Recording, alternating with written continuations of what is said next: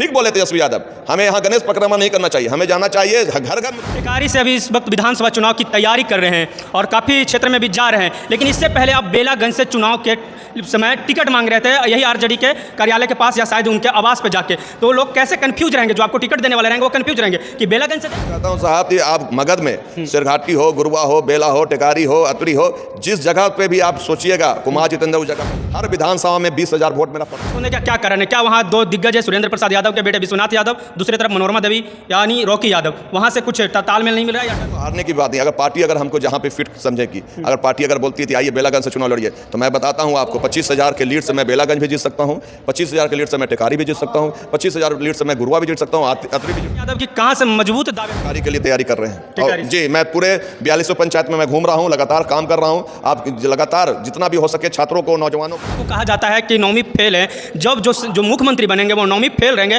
वो कैसे लोगों को पढ़ाएंगे, कैसे लोगों को शिक्षित करेंगे, कैसे लोगों को नौकरी नहीं चाहिए साहब। जो पढ़ा लिखा इंजीनियर हो, पुल गिर जाए, जहाँ सी पेपर लीक हो जाए, चोरी चकारी बढ़ जाए, अभी देख लीजिए आज मर्डर हो जाए, वैसी सरकार नहीं। अगर कहा जाए तेजस्वी यादव आने के बाद 4.5 लाख युवाओं का अगर नौकरी मिलेगा, तो मैं वैसी सरकार को, 9वीं फेल वाली सरकार को मैं पुनः लाकर जितने हमारे नौजवान हैं, बेरोजगार हैं, सारे लोगों को नौकरी मिल जाएगा। तो मैं वैसी सरकार, जब सरकार सत्ता में थे तेजस्वी और नीतीश जी, तो उस वक्त डोमिसाइल कहीं नहीं लागू कर रहा, जब सत्ता से बाहर हो गए तो डोमिसाइल की। नीतीश कुमार उनके सचिव कहाँ के हैं? यूपी के हैं। जाहिर सी बात है, उनको लगा था हमारे लोग कैसे खुला होगा, वो प्रधानमंत्री को उम्मीदवार बनने के चक्कर में उन्होंने डोमिसाइल वोट ही उसका अधिकार होता है। और जहाँ जहाँ ये वोट को हटाने का, नाम हटाने का जो काम कर रहे हैं, उसको लेकर हम लोग गाँव दम वंचित समाज के पास हर एक जगह पे जाती है। तो छात्रों को, नौजवानों को, गरीबों को, महिलाओं को, बहनों को क्या क्या सुविधाएं मिलेंगी, ये चीज़ें मैं घर घर। और नमस्कार दोस्तों, मैं हूं सनी संतोष यादव, आप देख रहे हैं लाइव लॉन्ग न्यूज। दोस्तों आज हमारे साथ जुड़े हैं जितेंद्र कुमार यादव हैं, टेकारी विधानसभा से तैयारी कर रहे हैं। लालू प्रसाद यादव जी के जो राष्ट्रीय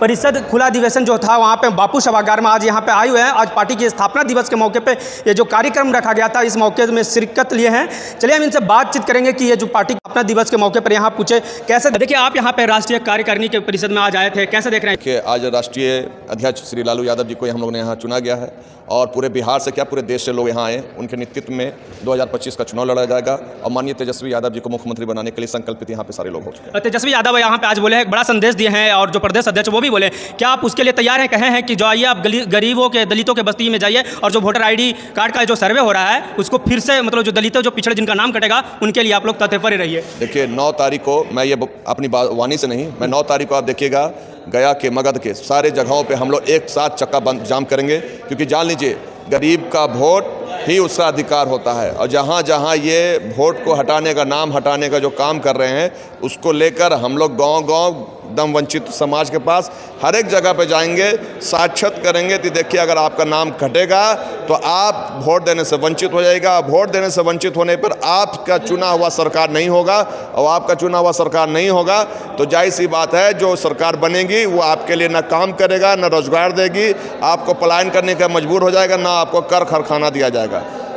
तेजस्वी यादव एक और बड़ा संदेश दिया है कि हमारी जो गणेश परिक्रमा है उससे करने से आपको टिकट नहीं मिलेगा। वो बोल रहे क्षेत्र में जाइए, और आप क्षेत्र में टेकारी से विधानसभा के चुनाव की तैयारी भी कर रहे हैं, गांव-गांव जा भी रहे हैं। इससे पहले आप बेलागंज से भी चुनाव लड़े, घर घर जा रहे हैं आप। देखिए मैं लगातार प्रयासरत में हूँ। 2015 में मैंने चुनाव भी लड़ा था बेलागंज से, फिर मैं 2023 में स्नातक वाले में मैं पूरे 8 जिला, आप जान लीजिए 8 जिला, यहाँ रोहतास जिला तक, वो सारा कुछ बक्सर तक हमारा आता था। सब जगह मैंने जाकर लोगों को बताया कि देखिए स्नातक का भी एक वोट होता है, MLC चुना जाता है, उसको बनाया। जिसमें मैंने 20,000 लोगों का नाम जुड़वाया था, बैकवर्ड वंचित समाज का, जिसको वो तो शिक्षित थे मगर वो ये जानते नहीं थे। तो मैंने उनका नाम जुड़वाने का काम किया था और उसमें पार्टी का एक लड़ाई जो लड़ी गई थी, बहुत अच्छे से लड़ी गई थी। अभी तो गांव में, और ठीक बोले तेजस्वी यादव, हमें यहाँ गणेश परिक्रमा नहीं करना चाहिए, हमें जाना चाहिए घर घर में जाना चाहिए, और वैसे जगह पे जाना चाहिए जहाँ लगे यहाँ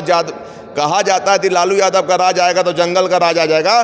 बताना होगा कि आपके जैसे ही अगर तेजस्वी यादव की सरकार आएगी, वो आपकी सरकार आएगी, आपकी बेनिफिट के लिए। एक बात बताइए साहब, सिलेंडर आज कितना का मिल रहा है? 1100 रुपये का, 500 को मिलेगा तो क्या दिक्कत है? आज जान लीजिए यदि माई बहन योजना के तहत आप जान लीजिए 1100 रुपये सरकार दे रही है, वृद्धा लोगों को पेंशन दिया जा रहा है, 1500 की मांग हम लोग का था, नकलची किया गया।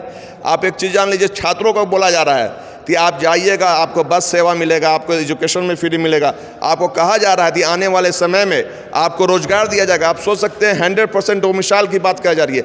आप सोच लीजिए, जिसमें तेजस्वी सरकार ने जब ये 4.5 लाख नौकरियां दिए थे, तो उस वक्त डोमिसाइल जो होना था वो डोमिसाइल नहीं होने के कारण अधिकतर यूपी के लोग आके भर गए थे उसमें। कह तो रहे थे कि जब सरकार सत्ता में थे तेजस्वी और नीतीश जी, तो उस वक्त तो डोमिसाइल काहे नहीं लागू कर रहे हैं, जब सत्ता से बाहर हो गए तो डोमिसाइल की बात करते हैं। देखिए, उस वक्त क्या थी, आपसी तालमेल की सरकार थी। अब की हम लोग किस सरकार की बनाने की बात करें, पूर्णतः बहुमत वाली सरकार। जाहिर सी बात है, आपका मुखिया नीतीश कुमार, उनके सचिव कहाँ के हैं, यूपी के हैं। जाहिर सी बात है, उनको लगा कि हमारे लोग कैसे खुला होगा, वो प्रधानमंत्री के उम्मीदवार बनने के चक्कर में उन्होंने डोमिसाइल लागू नहीं किया। आप चल जाइए, बगल में आपका झारखंड है, वहाँ डोमिसाइल लागू किया हुआ है। तो उसी तर्ज पे इस बार हमारे बिहार में भी डोमिसाइल लागू होगा, और जो बिहारी बाहर जाकर नौकरी करने के लिए मजबूर है, वो अपने घर में नौकरी पाएगा, खुश रहेगा। तेजस्वी यादव को कहा जाता है कि 9वीं फेल है। जब जो मुख्यमंत्री बनेंगे वो 9वीं फेल रहेंगे, वो कैसे लोगों को पढ़ाएंगे, कैसे लोगों को शिक्षित करेंगे, कैसे लोगों को नौकरी दे पाएंगे? हम तो कहेंगे सर, जो इंजीनियर हमारे मुख्यमंत्री हैं, उनके रहते हुए पुल गिर जा रहा है, पुलिया टूट जा रहा है, घर टूट जा रहा है। आप 20 साल से उनके सरकार में हैं, कहाँ उन्होंने बांध बना दिया, कोसी जितना भी है, आपको वहाँ पे जब बाढ़ आता है, अभी बाढ़ ग्रसित क्षेत्र है, आप देख लीजिए, तो जब बाढ़ आती है तो सारे लोग उसमें बह जाते हैं। कहाँ वो 20 सालों में कुछ किया? अभी हाल फिलहाल में अखबार में आपने भी पढ़ा होगा, बीच खेत में उन्होंने सिर्फ एक पिलर गाड़ दिया, यहाँ पे बनना है, कि पुल बनना है, पुल भी बना नहीं। तो ऐसी सरकार नहीं चाहिए साहब, जो पढ़ा लिखा इंजीनियर हो, पुल गिर जाए, जाहिर सी पेपर लीक हो जाए, चोरी चकारी बढ़ जाए, अभी देख लीजिए आज मर्डर हो जाए, वैसी सरकार नहीं। अगर कहा जाए तेजस्वी यादव आने के बाद 4.5 लाख युवाओं का अगर नौकरी मिलेगा, तो मैं वैसी सरकार को, 9वीं फेल वाली सरकार को मैं पुनः लाकर, जितने हमारे नौजवान हैं, बेरोजगार हैं, सारे लोगों को नौकरी मिल जाएगा, तो मैं वैसी सरकार लाने के लिए तैयार हूँ। आपकी सरकार को एक और क्रिटिसाइज किया जाता है कि जब 1990 से लेकर 2005 तक लालू जी की जब सरकार रही, तो घोर वहाँ पे जंगल राज था, उसको जंगल राज कहा जाता, अपराधियों का राज था, बलात्कार होते थे, लूट होते थे। इस चीज़ को कैसे देखते हैं, कैसे इनसे लड़ेंगे बीजेपी वाले? तो ये सब बोल रहे हैं आपके नेता को। सर, हम कह रहे हैं 1990 के समय पूरे देश में, पूरे विश्व में कहिए कि अशांति का माहौल था, अस्थिरता का माहौल था। आप सभी जगह अफ्रीका का लड़ाई देख लीजिए, देश में LTT देख लीजिए, श्रीलंका में, वो समय वैसा था कि पूरी तरह से व्यवस्था परिवर्तन हो रहा था। क्योंकि उस परिवर्तन क्या हो रहा था, जो समंती बैठे हुए थे उनसे वो सत्ता छीन रही थी, और जो मजदूर वर्ग हैं, लड़ाई करने वाला वर्ग है, वो सत्ता में आ रहे थे, जिसके कारण ये सारा चीज़ें हो रहा था। तो उसी में जो बैठे हुए जो काबिज थे, जैसे अभी आज के दिनों में इन्होंने बोला थी अखबारों में, तो ये देखिए थी अखबारों में जो मर्डर हो रहा है, लूट हो रहा है, रेप हो रहा है, गैंगस्टर हो रहा है, ये सारी चीज़ें नहीं दिखाया जा रहा है। तो उस वक्त ये अखबारों में ये सारी चीज़ों को हम लोग कर रहे हैं। जितेंद्र यादव नहीं मानते हैं कि लालू प्रसाद यादव की जो सरकार था उसमें कुछ गड़बड़ी थी, ये समय की परिवर्तन था, ऐसा मानते हैं आप? मैं समय का परिवर्तन मांगता सर। जाहिर सी बात है कि जो गरीब आदमी को बैठने का जगह नहीं था, वो बैठ रहा था, तो जो समंती सोच वाले व्यक्ति थे, उनको लगता था कि अरे यार, ये जो बैठने का अधिकार हम नहीं देते थे, चप्पल पहनने का अधिकार नहीं देते थे, वो आज बैठ रहा है, तो उसके लेकर संघर्ष होता था, मारपीट होता था। इसलिए उसमें परिवर्तन का दौर था, तो उसको लोग जंगल राज कहते हैं। तो मैं वैसे परिवर्तन हमेशा होते रहना चाहिए। जी, जितेंद्र यादव टेकारी से अभी इस वक्त विधानसभा चुनाव की तैयारी कर रहे हैं और काफ़ी क्षेत्र में भी जा रहे हैं, लेकिन इससे पहले आप बेलागंज से चुनाव के समय टिकट मांग रहे थे, यही आरजेडी के कार्यालय के पास या शायद उनके आवास पे जाके।